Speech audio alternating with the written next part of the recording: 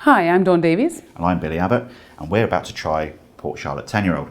Port Charlotte is one of the three whiskies made by Bruichladdich on Islay.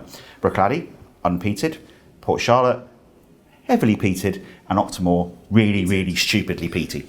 So Port Charlotte is named for the town just down the road from Bruichladdich, where there used to be a distillery, which is now closed down. It's now a youth hostel. But Port Charlotte is this whiskey that's come out from Bruichladdich, which allows them to explore the heavily peated side of Islay whiskey, which the island's generally famed for.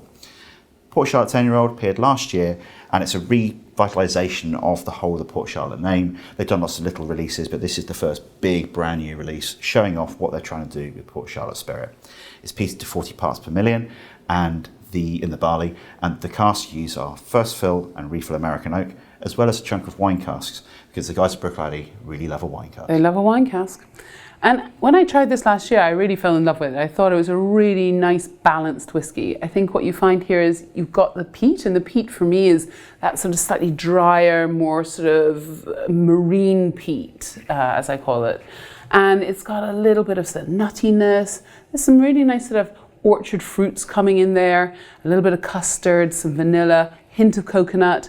This is a really nice whiskey if you wanted to pair it with something sort of quite simple.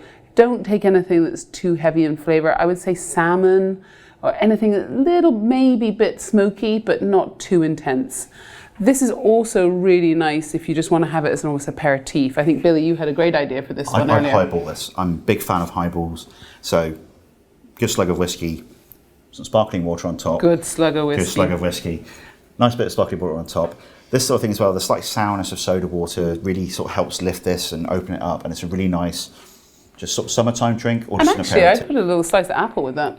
Ooh. Because I think that could add a nice little dimension. But what's nice about this is I think it's an approachable whiskey. If you're sort of not 100% sure if you really like peated whiskey, this is a good whiskey to sort of start trying around with. I almost think, what would you say it's kind of similar to, Billy?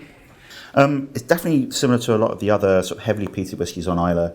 You know, you're a little bit weightier than Ardbeg. It's a little bit less weighty than some of the smoky Bunnahabhans. It sort of sits in the middle, and it's definitely, say, an all-rounder, which at the same time as being an all-rounder, it's still got a lot of smoke in there. If you're a big smoke fan, you're not going to be disappointed by this. If you're trying to explore that world, this is a great place to start. Slap bang in the middle, does a bit of everything, but does it all very well. A little bit of peat, who doesn't love that? Indeed. Cheers.